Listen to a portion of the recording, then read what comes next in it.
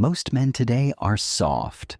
They're distracted, complacent, and living lives of quiet desperation. They've traded discipline for comfort, strength for convenience, and purpose for likes on social media, and it's killing them. Here's the hard truth. Society doesn't respect weakness. It never has, and it never will.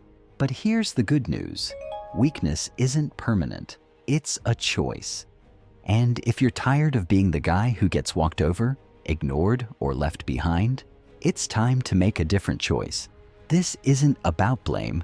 It's about responsibility. You have the power to change, but it starts with facing the brutal reality of where you are right now. First, cut the excuses.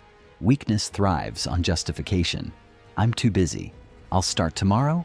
It's not my fault. Bullshit. Take ownership of your life. No one is coming to save you. Second, embrace discomfort. Comfort is the enemy of growth. Start small. Wake up earlier. Lift heavier. Speak up when you'd normally stay silent. Discomfort is where strength is forged. Third, build discipline. Motivation is fleeting, but discipline is unbreakable. Create a routine and stick to it.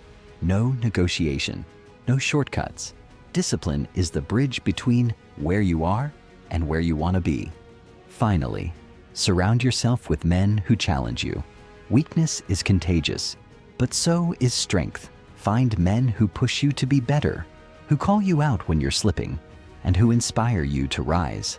The world doesn't need more weak men. It needs men who are strong, focused, and unafraid to take control of their lives. The question is, are you ready to step up? If you are, hit that like button, subscribe, and let's get to work. The man you're meant to be is waiting. Go claim him.